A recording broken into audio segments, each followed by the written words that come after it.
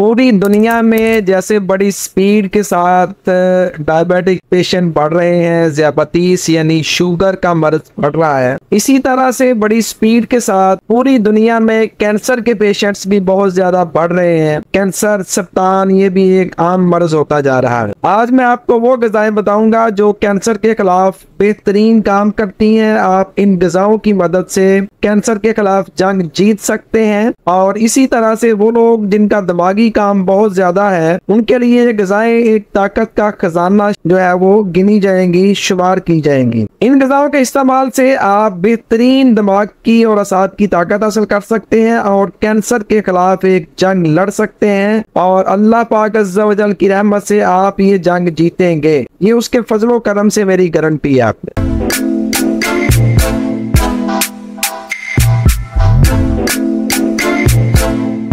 बिस्मिल्लाहिर्रहमानिर्रहीम। आज जिन ग़िज़ाओं का आपसे जिक्र करूंगा ये वो ग़िज़ाएं हैं जिनके खाने से दौरान खून यानी ब्लड सर्कुलेशन में साले बलगम पैदा होकर रुकना शुरू हो जाती है। ये साले बलगम खुश्की का भी बेहतरीन इलाज है। वो अमराज जो खुश्की की वजह से पैदा होते हैं, इन अमराज पर अगर ये ग़िज़ाएं ही इस्तेमाल करना शुरू कर दें तो बड़ा बेहतरीन इलाज हो जाता है। इन ग़िज़ाओं का फ़ायदा ये है कि ये दिमाग और असाब को इतना ताकतवर कर देती हैं कि दिमागी काम करने वाले लोग अपने आप को बड़ा बेहतर महसूस करते हैं, रिलैक्स महसूस करते हैं। और मजे की बात यह है कि ये तमाम की तमाम ग़िज़ाएं टेंशन, डिप्रेशन, दिमागी कमजोरी, सर दर्द का भी बेहतरीन इलाज। और इन ग़िज़ाओं की मदद से आप कैंसर के खिलाफ भी लड़ सकते हैं। ये वो कैंसर जो गर्मी खुश्की की ज्यादती से बनता है, वो बॉडी के किसी भी पार्ट में हो, चाहे वो ब्रेस्ट कैंसर हो या बॉडी के किसी और पार्ट में कैंसर हो, लेकिन उसकी वजह गर्मी खुश्की की ज्यादती हो, तो उस कैंसर पर ये ग़िज़ाएं बेहतरीन काम करती हैं उस कैंसर के खिलाफ और मर्ज डे बाय डे कम होता जाता है। तो आइए मैं इन ग़िज़ाओं का जिक्र आपसे करता हूँ। इन ग़िज़ाओं में हलवा कद्दू है, दाल मूंग है यानी मूंगी की दाल, काली तोरी, दाल माश ये जो छिलकों वाली होती है, अरके गुलाब, सफेद रंग के शलजम है और अंजीर की चटनी बना लीजिए। हल्दी लेकिन खालस होनी चाहिए। साबत इस्कनूल की खीर, ये बनाने का जिक्र कई दफा कर चुका हूँ। अगर किसी साहब के इल्म में ना हो या उनको समझ ना आ सके तो वो पूछ सकते हैं। सागुदाना की खीर, खिचड़ी और दलिया, दूध में बना हुआ खोया, बर्फी कम मिकदार में, कम चीनी वाली यानी कम मीठे वाली, दूध सवैयां लेकिन पतली सी, दूध ज्यादा हो सवैयां कम हो, और ये नीम गरम पीना, और सूजी का हलवा, बादाम की खीर, बीदाना वाला दूध, जौ के सत्तू, दलिया दूध में बनाकर भी और पानी में भी, और इसमें अगर बादाम की गिरी भिगोकर छीलकर शामिल करें तो रिजल्ट्स और बढ़ जाते हैं। गाजर का हलवा, मिल्क शेक, स्ट्रॉबेरी का मिल्क शेक, केले का मिल्क शेक, सेब और केले का मिक्स मिल्क शेक, कद्दू शरीफ, अगर ये बगैर केमिकल्स के, बगैर खाद के बनाया जाए तो यकीन करें पूरी कायनात में इससे बेहतर कोई सब्जी नहीं है। इसके अलावा जीरा सफेद और सब्ज इलायची का कहवा, जीरा सफेद और सब्ज इलायची की चाय या दूध में बॉयल करके पी लें तो भी यही असरात हैं। तुखम बलंगू, खरबूजे का मगज, तरबूज का मगज, खरबूजा फीका, कैस्टर ऑयल, केला, अमरूद पका हुआ, दूध की मलाई, दूध मीठा, गाजर का हलवा, जौ के सत्तू और कच्ची लस्सी, कांजी, आम और लस्सी, आम और नीम गरम दूध, गाजर का मुरब्बा, गंडेरी, खमीरा काउज़बान का कहवा, गुलाब की ताज़ा पत्तियों का कहवा, दूध अगर खालस हो गाय का, भैंस का, बकरी का, ये सारे के सारे तर गरम यानी आसाबी कशरी मिजाज के अमल होते हैं।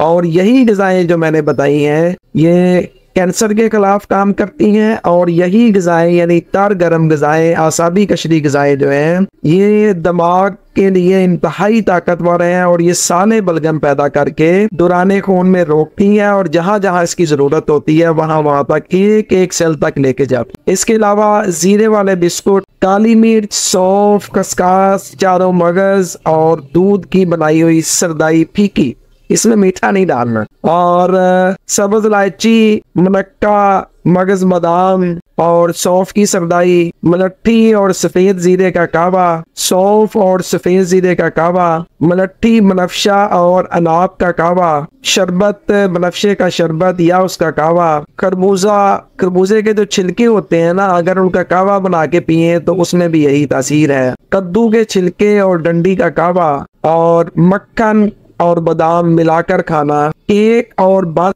और सौंफ की सरदाई, मलट्ठी और सफेद जीरे का कावा, सौंफ और सफेद जीरे का कावा, मलट्ठी, बनफशा और अनाब का कावा, शरबत, बनफशे का शरबत या उसका कावा, केक और बंद लेकिन इंतहाई कम मिकदार में, क्योंकि ये प्रोसेस फूड है, ये सेहत के लिए अच्छी नहीं है। मीठी सौंफ। और अगर मगरब के टाइम पे हम कुदरत की तरफ से जो पैदा करदा आसमान है उसका नजारा करें, आसमान को देखें, नीले आसमान को देखें, और ये मगरब के वक्त हम देखें जब मगरब का वक्त हो रहा हो और सितारे अगर वहां चमक रहे हो आसमान पे, उस वक्त उस सितारों को देखें, तो ये भी हमारे जिस्म में नेचुरली असाबी कशरी मिजाज पैदा करते हैं, साले रतूबात पैदा करते हैं। और इसके अलावा आसमानी कलर, सफेद कलर, फिरोजी, हल्का पिंक कलर, इन कलर्स के लिबास को पहनना, इन कलर्स को अंगूठी में लगा के हाथ में डालना या गले में इसको डाल लेना किसी चेन में एडजस्ट करवा के, तो ये भी आसाबी कशरी मिजाज के अमल हैं। इसके अलावा दूधिया रंग का बल्ब जो है और इन्हीं कलर्स के खिलौने बच्चों को देना, इन्हीं कलर्स का लिबास पहनना, इन्हीं कलर्स को कमरे की ज़बाइश के लिए, आराइश के लिए इस्तेमाल करना, ये तमाम के तमाम आसाबी कशरी तर गर्म मिजाज की अमल प्रोडक्ट्स हैं। और इनके इस्तेमाल से जिस्म में साले बलगम पैदा होती है और उसके फंक्शन मैंने आपको बता दिए हैं। और ये जिस्म का जो नर्वस सिस्टम है, हमारा नर्वस सिस्टम के लिए इंतहाई मुफीद ग़िज़ाएँ हैं। लेकिन एक बात हमेशा याद रखिएगा कि जिन लोगों का ट्राइग्लिसराइड बढ़ा हुआ है, कोलेस्ट्रॉल लेवल बढ़ा हुआ है, वो ये ग़िज़ाएँ अपने तबीब के मशवरे से, अपने डॉक्टर के मशवरे से इस्तेमाल करेंगे, क्योंकि इनमें कुछ ग़िज़ाएँ ऐसी हैं जिनमें जिस्म में कोलेस्ट्रॉल लेवल जो बढ़ा देती हैं, ट्राइग्लिसराइड लेवल बढ़ा देती हैं, उनमें चिकनाइयाँ हैं। शॉर्टकट बताऊं तो चिकनाई वाली ग़िज़ाओं से ऐसे लोग परहेज़ करेंगे। शुगर पेशेंट जो है वो भी चिकनाइयों से परहेज़ करेंगे और मीठे से भी परहेज़ करेंगे, और ये अपने तबीब के मशवरे से इस्तेमाल करें तो ज़्यादा बेहतर होता है। उम्मीद है ये ग़िज़ाएँ आपके लिए इंतहाई मुफीद साबित होंगी। अपना ढेरों ख्याल रखिएगा। अल्लाह हाफिज़।